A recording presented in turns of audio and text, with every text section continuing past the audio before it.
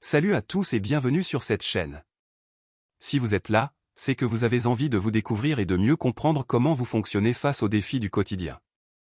Aujourd'hui, on plonge ensemble dans un sujet universel, l'optimisme et le pessimisme. Bien au-delà du fameux verre à moitié plein ou à moitié vide, nous allons explorer les mécanismes cachés derrière votre façon de voir le monde. Prêt pour le voyage intérieur?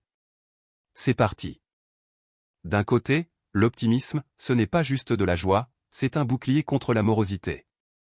L'optimiste préfère ignorer le problème pour ne pas sombrer. De l'autre, le pessimisme, un stratagème brillant pour éviter d'être déçu. En anticipant la catastrophe, le pessimiste se rend invulnérable. C'est la double illusion, soit on ignore le danger pour avancer, soit on s'en sert comme armure pour ne jamais tomber de haut. On aime tous penser qu'on est parfaitement objectif face à la réalité.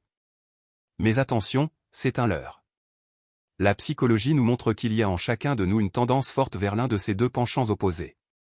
L'enjeu ici n'est pas de changer votre nature profonde, mais de comprendre votre inclinaison pour mieux la gérer. Alors, quel est votre radar intérieur? On commence tout de suite par le premier test. Allez, passons maintenant aux choses sérieuses. C'est le moment de vous évaluer vraiment. Préparez de quoi prendre des notes, car on entre dans la phase pratique.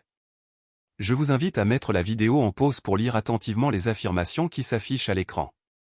Le principe est simple, cochez chaque affirmation qui correspond à votre personnalité ou à votre façon habituelle de réagir. Pour chaque case cochée, attribuez-vous 2 points. Regardez bien, un ami qui a vieilli, la méfiance face au jeu de hasard ou l'angoisse du cambriolage. Est-ce que cela vous ressemble? On continue le test avec la suite des affirmations. Gardez votre stylo à portée de main. Est-ce que vous doutez du succès des autres? Est-ce que la bonne humeur constante vous agace? Prenez le temps de bien réfléchir à chaque point, les rêves qu'on abandonne trop vite ou cette idée que les gens ne changent jamais vraiment. Une fois que vous avez tout passé en revue, faites le total de vos points. On se retrouve tout de suite pour découvrir ce que votre score révèle sur votre radar intérieur. Alors, quel est votre verdict? C'est le moment de vérité, découvrons enfin qui vous êtes vraiment face au pessimisme. Si vous avez obtenu un score entre 0 et 4 points, bravo, vous êtes l'optimiste par défaut, rien ne semble pouvoir entamer votre confiance. Si vous vous situez entre 5 et 9 points, vous êtes le cyclique, vous résistez au pessimisme mais vous devez parfois faire un effort pour rester positif. Pour ceux qui ont entre 10 et 14 points, vous êtes le réaliste défensif, la prudence est votre boussole. Et enfin, si vous avez plus de 15 points, vous êtes le pessimiste systémique, le doute guide chacun de vos choix. Alors, vous vous reconnaissez dans ce portrait? Et si on enchaînait immédiatement avec un deuxième test d'auto-évaluation? C'est le moment de confirmer vos premiers résultats ou peut-être de découvrir de nouvelles facettes de votre personnalité. On bascule maintenant du côté de l'optimisme. Comme tout à l'heure, préparez-vous à évaluer votre élan naturel. Mettez à nouveau la vidéo en pause, lisez attentivement ces affirmations et cochez celles qui vous correspondent. Est-ce que vous voyez des opportunités là où les autres voient des murs? Est-ce que vous foncez simplement parce que vous vous sentez dynamique? N'oubliez pas, 2 points pour chaque affirmation cochée. On poursuit l'exploration de votre radar de confiance. Est-ce que vous êtes du genre à ne même pas prendre de parapluie quand le ciel menace, convaincu que vous passerez entre les gouttes? Ou bien, quand un projet vous tient à cœur, est-ce que les obstacles deviennent soudainement invisibles à vos yeux? Prenez le temps de bien noter vos réponses. Cette capacité à anticiper les avantages plutôt que les problèmes est une force incroyable, mais voyons jusqu'où elle vous emmène. Faites le total de vos points, nous allons tout de suite analyser vos scores.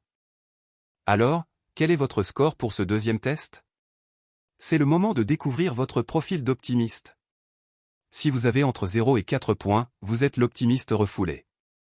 Votre confiance est timide et vous préférez rester réaliste par peur d'être déçu. Entre 5 et 9 points, vous êtes l'hésitant. Vous n'aimez pas agir dans l'urgence et vous craignez de voir la vie trop en rose. Pour ceux qui ont entre 10 et 14 points, vous êtes le spontané lucide. Vous foncez avec enthousiasme, mais votre expérience vous aide à réfléchir aux conséquences avant de vous lancer. Enfin, si vous dépassez les 15 points, vous êtes l'optimiste aveugle. Pour vous, le verre n'est pas seulement plein, il déborde, quitte à ignorer totalement les risques. Vous vous reconnaissez? Un immense bravo à vous tous qui nous avez accompagnés dans ce voyage au cœur de vous-même. J'espère que ces tests vous ont permis d'y voir plus clair sur votre fonctionnement. Au fond, rappelez-vous que l'optimisme et le pessimisme sont les deux facettes d'une même médaille. Nous passons tous de l'une à l'autre selon les épreuves que la vie nous envoie. La véritable clé du succès, c'est l'équilibre, utilisez la prudence du pessimiste pour anticiper et l'élan de l'optimiste pour oser. Ne vous laissez pas enfermer dans une étiquette, restez lucide et gardez confiance en votre capacité à évoluer. Si cette exploration vous a plu, abonnez-vous pour continuer à découvrir ensemble les facettes cachées de votre personnalité. Merci de votre fidélité et à très vite pour une prochaine découverte.